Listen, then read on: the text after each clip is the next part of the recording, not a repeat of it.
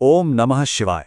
भारत को देवों की भूमि कहा जाता है और यहाँ महादेव के कुछ ऐसे मंदिर हैं जो सिर्फ आस्था के केंद्र नहीं हैं, बल्कि इतिहास और वास्तुकला के भी बेजोड़ नमूने हैं। तो चलिए आज एक सफर पर निकलते हैं भारत के कुछ सबसे महत्वपूर्ण शिव मंदिरों की ओर। ये कोई आम सफर नहीं है। ये उन पवित्र इमारतों की कहानी है जिन्होंने सदियों के थपेड़े सहे हैं और आज भी उतनी ही मजबूती से खड़ी हैं, अपनी कहानियां सुनाती हुई। अच्छा, इस सफर में आगे बढ़ने से पहले एक चीज समझना बहुत जरूरी है। ज्योतिर्लिंग क्या होता है? ये असल में शिव का एक दिव्य स्वरूप है, जहां वो प्रकाश के एक अनंत स्तंभ के रूप में प्रकट हुए थे। तो हमारे सफर की शुरुआत हो रही है ऊंचे बर्फीले हिमालय से, हमारे पहले पवित्र स्थल केदारनाथ धाम से। केदारनाथ की कहानी सच कहूं तो किसी चमत्कार से कम नहीं है। याद है 2013 की वो भयानक बाढ़? जब सब कुछ बह गया था, तब भी ये मंदिर अपनी जगह पर अडिग खड़ा रहा। ये इसकी दिव्य शक्ति का सबसे बड़ा सबूत है। तो ये मंदिर है कहाँ? हिमालय की गोद में।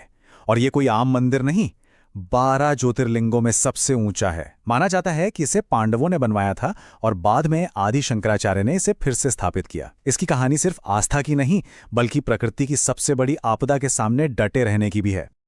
चलिए अब पहाड़ों से उतरकर चलते हैं समुद्र के किनारे गुजरात और देखते हैं सोमनाथ की कभी ना खत्म होने वाली कहानी।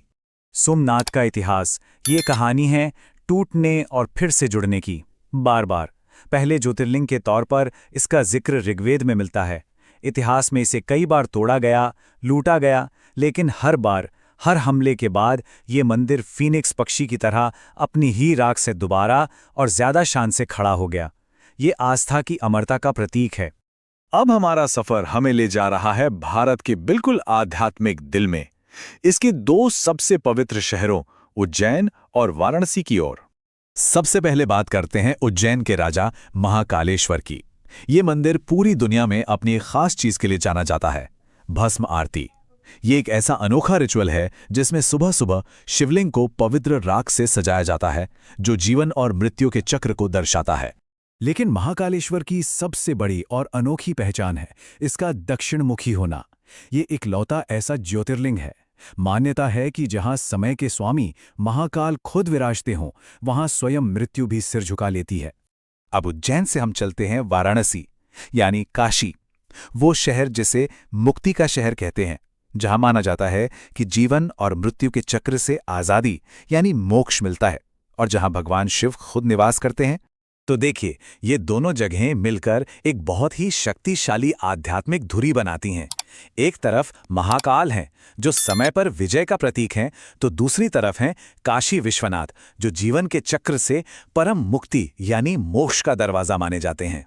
चलिए अब भारत के दक्षिण में चलते हैं, तमिलनाडु, और यहाँ हमारा ध्यान पौराणिक कथाओं से हटकर इंसानी दिमाग की एक हैरतअंगेज कारीगरी पर जाएगा। इस मंदिर की बनावट कितनी शानदार है, इसका अंदाजा बस एक बात से लगाइए। इसके शिखर पर जो कुंभम रखा है वो 80 टन के अकेले ग्रेनाइट पत्थर से बना है। जरा सोचिए, 1000 साल पहले इतने भारी पत्थर को उतनी ऊंचाई पर कैसे पहुंचाया गया होगा? ये आज भी एक रहस्य है। और इस मंदिर में एक और रहस्य छुपा है, एक ऐसा वास्तुशिल्प का करिश्मा जिसने बड़े बड़े इंजीनियरों को भी सोचने पर मजबूर कर दिया है। कहा जाता है कि इसके टॉवर की परछाई दोपहर के वक्त जमीन पर पड़ती ही नहीं है। ये हमारे पूर्वजों के विज्ञान और उनकी समझ का एक जीता जागता उदाहरण है। इसे बनवाया था महान चोल राजा राजराजा प्रथम ने, और ये पूरा का पूरा मंदिर सिर्फ ग्रेनाइट से बना है। ये सिर्फ एक पूजा की जगह नहीं, बल्कि इंसानी सोच और प्राचीन विज्ञान की वो मिसाल है जो आज भी समय को चुनौती दे रही है।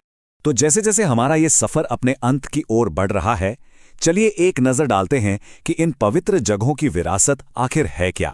देखिए, केदारनाथ की वो दिव्य शक्ति, सोमनाथ का वो कभी ना हारने वाला जज्बा, महाकाल की आध्यात्मिक गहराई और बृहदीश्वर को बनाने वाली वो इंसानी कारीगरी, ये हर मंदिर एक अलग कहानी कहता है और ये सभी कहानियां मिलकर भारत की महान विरासत बनाती हैं। ये मंदिर सिर्फ पत्थर की दीवारें नहीं हैं, ये तो जीता जागता इतिहास है जो हमें आस्था, हिम्मत और समय पर जीत की कहानियां सुनाते हैं। और ये हमें सोचने पे मजबूर करता है कि अगर ये पत्थर सच में बोल पाते तो वे हमें और क्या क्या बताते।